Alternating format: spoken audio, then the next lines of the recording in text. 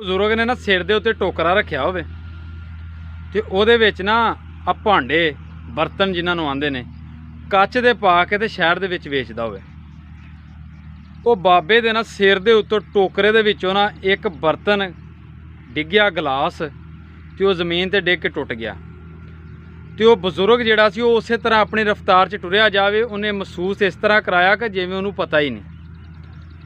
ਸਾਹਮਣੇ ਖਲੋਤਾ ਇੱਕ ਨੌਜਵਾਨ ਵਹਿੰਦਾ ਸੀ ਪਿਆ, ਉਹ ਨੱਸ ਕੇ ਤੇ ਗਿਆ, ਜਾ ਕੇ ਬਜ਼ੁਰਗਾਂ ਨੂੰ ਰੋਕ ਕੇ ਆਖਣ ਲੱਗਾ ਵੀ ਤੁਹਾਡਾ ਇੱਕ ਬਰਤਨ ਡਿੱਗ ਪਿਆ ਪਿੱਛੇ, ਤੁਹਾਨੂੰ ਪਤਾ? ਬਜ਼ੁਰਗਾਂ ਆਖਿਆ ਮੈਨੂੰ ਸਾਰਾ ਹੀ ਪਤਾ ਵੇ। ਉਹਨਾਂ ਕਿਹਾ ਫਿਰ ਤੁਸੀਂ ਰੁਕੇ ਨਹੀਂ, ਨਾ ਤੁਸੀਂ ਵੇਖਿਆ ਵੇ ਬਰਤਨ ਤੁਹਾਡਾ ਡਿੱਗਿਆ? ਉਹ ਬਜ਼ੁਰਗਾਂ ਆਖਿਆ ਵੀ ਜਿਹੜਾ ਡਿੱਗ ਪਿਆ ਨਾ ਉਹ ਟੁੱਟ ਗਿਆ ਵੇ, ਟੁੱਟਿਆ ਬਰਤਨ ਹੁਣ ਜੋੜ ਨਹੀਂ ਸਕਦਾ। ਮੈਂ ਟੋਕਰਾ ਲਾ ਕੇ ਥੱਲੇ ਰੱਖਦਾ, ਹੋ ਸਕਦਾ ਸੀ ਮੇਰੇ ਟੋਕਰੇ 'ਚ ਕੋਈ ਹੋਰ ਡਿੱਗ ਪੈਂਦਾ।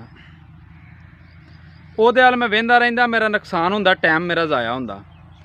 ਅਗਾਂਹ ਜਾ ਕੇ ਮੈਂ ਆਪਣੀ ਦੁਕਾਨਦਾਰੀ, ਆਪਣੀ ਫੇਰੀ ਵੀ ਨਹੀਂ ਸਾਂ ਕਰ ਸਕਦਾ। ਇੱਕ ਜ਼ਿਹਨ ਦੇ ਉੱਤੇ ਉਹਦਾ ਬੋਝ ਪੈ ਜਾਣਾ ਸੀ।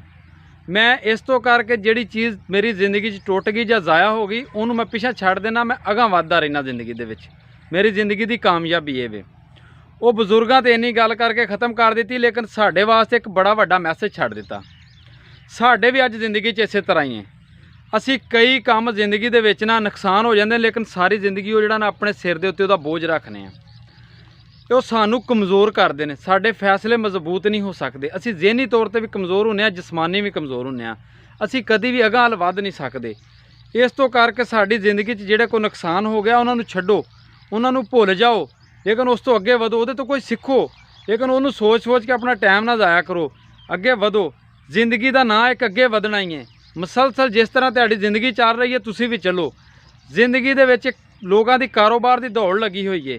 ਇਸ ਦੌੜ ਦੇ ਵਿੱਚ ਜਿਹੜਾ ਬੰਦਾ ਰੁਕ ਗਿਆ ਨਾ, ਉਹ ਪਿੱਛੇ ਰਹਿ ਗਿਆ।